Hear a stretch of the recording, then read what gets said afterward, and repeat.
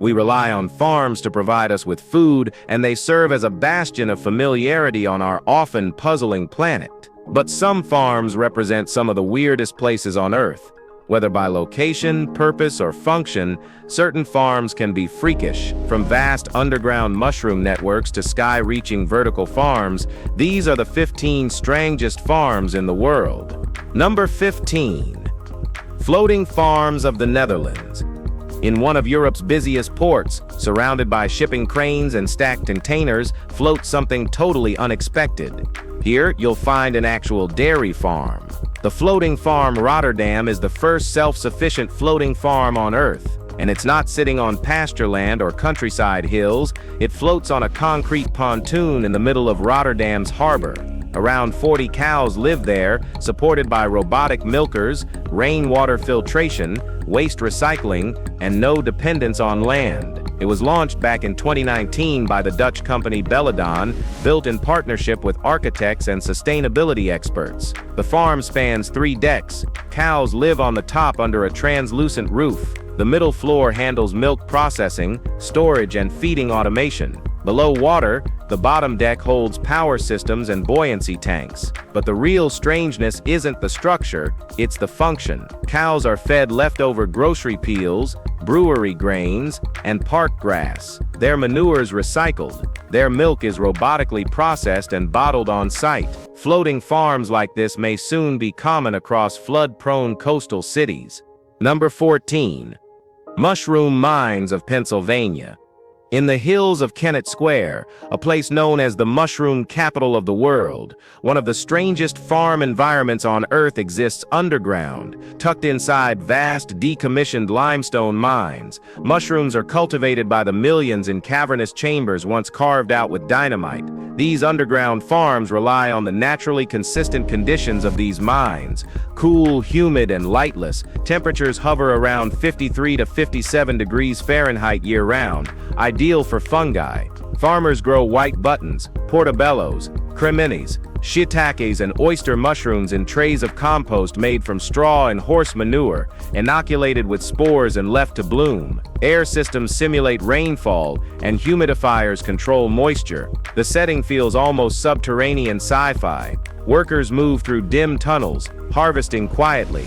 Some farms stretch over 50 feet below the surface, with elevators, tunnels, and mapped layouts. The U.S. mushroom supply depends heavily on this eerie network. Over 400 million pounds are grown here annually. Farming here doesn't look like farming.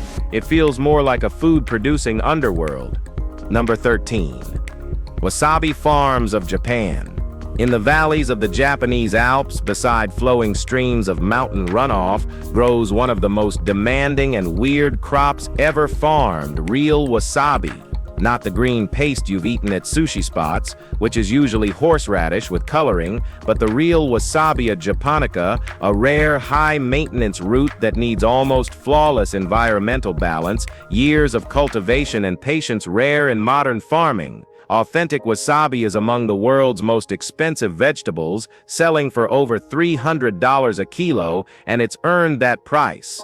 The most renowned producer in Japan is Daiyo Wasabi Farm in Nagano Prefecture, founded in 1915. It stretches across acres of shaded river-fed channels. Wasabi refuses to grow in soil or greenhouses. It needs cold, oxygen-rich water between 46 to 64 degrees Fahrenheit and thrives only in gravel-lined stream beds under partial cover. Too much sunlight, it dies. Warm water, it rots.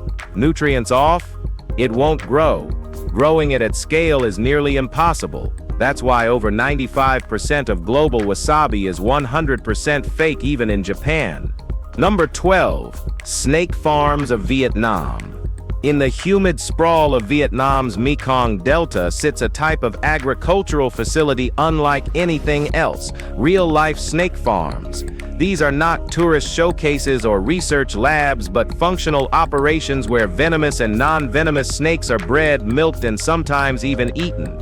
The Dong Tam Snake Farm, managed by Vietnam's military, is both a venom production center and an education site, originally founded during the Vietnam War to produce anti-venom. Today it breeds over 50 snake species, cobras, kraits, vipers, and pythons. Some are milked for venom. Others are sold to restaurants or used in traditional medicine. Cobras hiss from enclosures, while technicians in full gear extract venom by pressing their fangs through membranes over glass. Snake wine, soups, and grilled dishes are sold on site. Entire bottles of rice wine hold coiled cobras inside. Critics have raised concerns over illegal snake trading and unsanitary conditions, but government regulation has stepped in. In a world dominated by photosynthesis and feedstock, these farms thrive on fangs, folklore, and pharmacology. Number 11. Vertical fish farms of Singapore. In a country with almost zero farmland, no natural lakes, and one of the highest population densities on Earth, farming sounds far-fetched. Yet Singapore, a tech-forward city-state, is home to one of the most advanced and unusual farming models, vertical fish farms. These towering indoor setups raise tilapia, catfish, and sea bass not in ponds or coastal cages, but in stacked tanks inside urban buildings. Apollo Aquaculture Group's vertical farm is the most recognized. From the outside, it looks like a warehouse. Inside, it's packed with floors of fish tanks, controlled by AI-driven systems that monitor lighting, temperature, and water quality. Each tier holds thousands of gallons, and automated cranes manage feeding, cleaning, and harvesting. The government's 30 by 30 initiative aims to produce 30% of local nutrition needs by 2030, and vertical aquaculture plays a major role. Though startup costs are high and talent is scarce, this model is growing fast. In Singapore, seafood isn't caught, it's farmed in a tower, optimized to the decimal. Number 10. Crocodile farms of Thailand. Just outside Bangkok, you'll find one of the most creepy farming industries on Earth. Thailand's commercial croc industry, born in the 1950s and booming by the 1980s, now includes over 1,000 registered farms. Some, like Samut Prakan Crocodile Farm and Zoo, house over 100,000 Siamese and saltwater crocodiles, bred for good leather, meat, and even traditional remedies. The prized belly hides are harvested at exact sizes to ensure uniform scales, destined for luxury handbags and belts. Crocodile meat is sold as a delicacy, while products like oil and blood capsules are pitched as wellness boosters. Oddly enough, some farms even use live crocodiles as security, moats of snapping reptiles warding off thieves and elephants alike. Yet, beneath the profit is a thorny web of ethics, unregulated farms, welfare concerns, and illegal trafficking of endangered species. Conservationists warn of laundering wild-caught crocs. Still, for many rural Thai farmers, these thrashing prehistoric predators are both paycheck and perimeter alarm. Number 9. Ostrich farms of South Africa. In South Africa's Little Karoo, some of the most surreal agricultural operations raise the world's largest birds not for novelty but for leather, meat, feathers, and tourism. Ostrich farms have existed since the 1800s, and in the early 1900s, their feathers were so sought after they were called white gold, once worth more than diamonds by weight. Oudtshoorn became the ostrich feather capital of the world. While demand has shifted, the industry still thrives today on ostrich meat, luxury hides, and decorative eggshells. At these farms, visitors see towering birds sprinting across dry plains at over 70 kilometers per hour. One single kick can be fatal. Workers herd them on foot, and leather workers turn their hides into high-end goods. Some farms even offered ostrich rides, though that's now discouraged. Decorated eggshells are carved or painted into art pieces. A single egg holds over 1.5 liters of liquid. South Africa remains the largest global producer, but newer farms are growing in Namibia, Botswana, and even the US. Number 8. Snail farms of France. Scattered across Burgundy, Provence, and the Loire Valley, unassuming plots of land reveal something unusual: fields filled with slow-moving snails. These are France's heliciculture farms, raising edible snails, mostly Cornu aspersum, for the upscale delicacy known as escargot. While the dish evokes silver platters and fine dining, its roots are deeply rural. Snail farming starts in spring with adults mated under precise humidity and temperature conditions. Each lays 80 to 100 eggs incubated in soil, then transferred to shaded open-air parks misted regularly. Snails feed on grass, weeds, and calcium-enriched feed critical for shell growth. Too dry, they go dormant. Too wet, they drown. Gathering them is still entirely manual. After 10 to 12 months, mature snails are collected and purged in dry containers to cleanse their digestive systems. Some are canned, some frozen, and a few are sold live to Michelin-starred chefs. It's delicate, deliberate work requiring exact timing and patience. On these quiet, misty farms, agriculture moves at nature's slowest pace, one slimy inch at a time. Will you dare to try snail soup? Number 7. Camel Beauty Farms of Saudi Arabia. Where desert stretches endlessly and temperatures soar past 110 degrees Fahrenheit, there exists a type of farm with a goal unlike any other, not for milk, wool, or meat, but for appearance. Camel Beauty Farms in Saudi Arabia are designed solely to breed, groom, and perfect camels based on visual standards.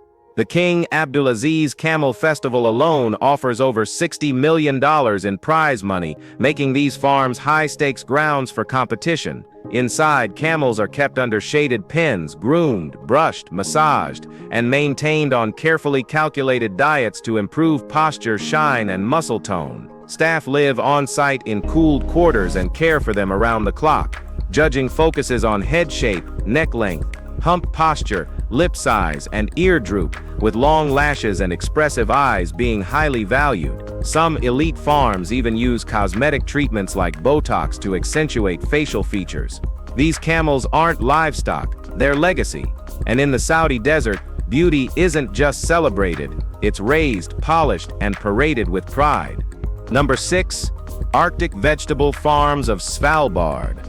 Just 1,300 kilometers from the North Pole on Norway's remote Svalbard archipelago sits one of the strangest agricultural experiments alive, not under sunlight, but buried beneath frozen tundra in modified shipping containers. Vegetables are grown in a region where nothing grows naturally, not even trees. In the town of Longyearbyen, the Polar Permaculture Solutions Project produces kale, lettuce, herbs, and microgreens year-round using hydroponics, LED lighting, and climate-controlled interiors. Founded by Benjamin Vidmar, a former chef, the project began as a single container and grew into a network of vertical growing spaces where CO, ice, temperature, and humidity are precisely maintained. Svalbard's winters bring 4 months of total darkness, and importing fresh produce is expensive, once costing $10 for a head of lettuce. This farm changed that. Now local restaurants serve Arctic-grown greens, and school kids tour the farm as part of science class.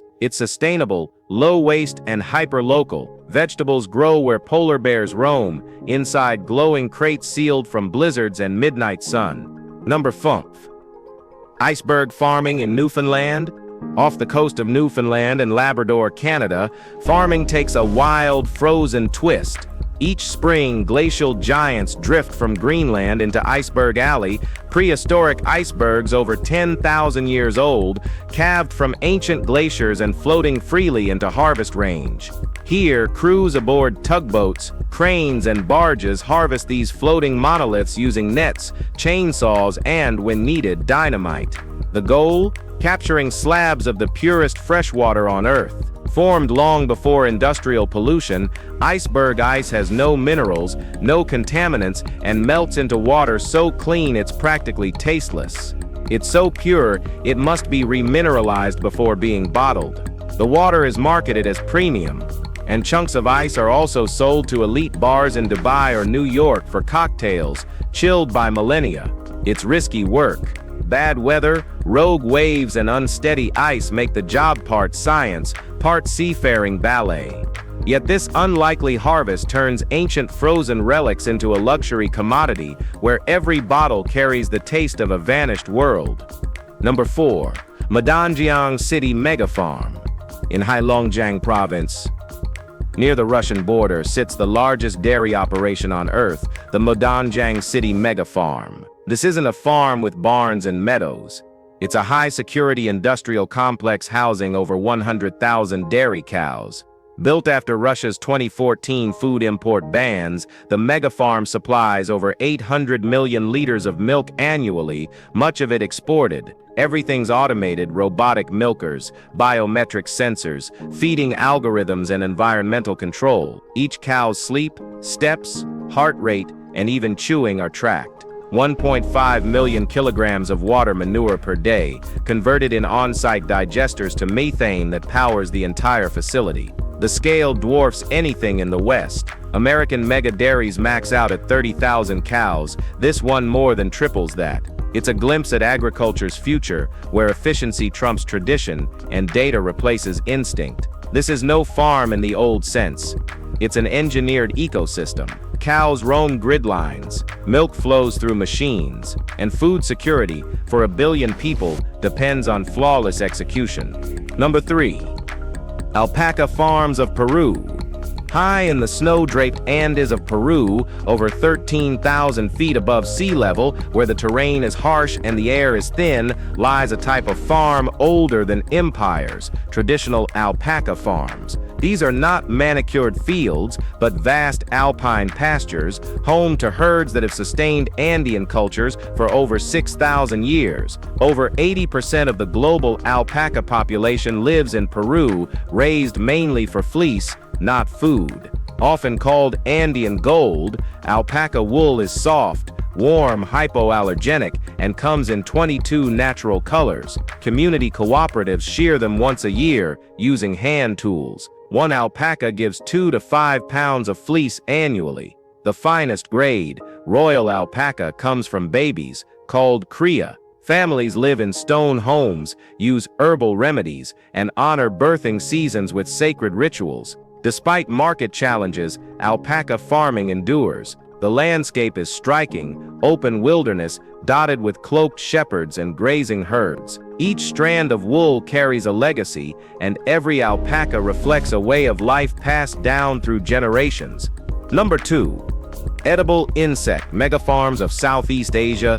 Walk into an industrial warehouse the size of a stadium, and instead of machines or engines, you'll find stacked rows of trays filled with insects, crickets, mealworms, beetles, chirping, crawling, and feeding on vegetable waste under heat lamps. These are edible insect megafarms, common across Thailand, Vietnam, Cambodia, and now spreading into Europe and North America. More than 2 billion people already eat insects worldwide, but these farms take it to an industrial level. The largest ones, like Cricket Lab in Chiang Mai, look more like biotech labs than farms. Insects grow in stacked drawers under climate-controlled lights. Once matured in 4-6 weeks, they're flash frozen, dried, or milled into protein flour used in pasta, snacks, or meat substitutes. Cricket pasta, already exported to Europe. Insects are protein-rich, resource-efficient, and eco-friendly. But challenges remain: scaling tech, ensuring safety, and overcoming Western stigma. Still, as global food demands climb, these facilities might lead the charge. Number 1. Bluefin tuna ranches of the Mediterranean. Off the coasts of Spain, Malta, Croatia, and Italy, floating just beneath the waves, are circular sea pens filled with some of the ocean's most powerful creatures: Atlantic bluefin tuna. These aren't traditional fish farms. They're tuna ranches, hybrid systems where young wild tuna are captured, placed into offshore netted enclosures, and fattened for high-end sushi markets. Bluefin can grow over 10 feet and weigh more than 1,500 pounds.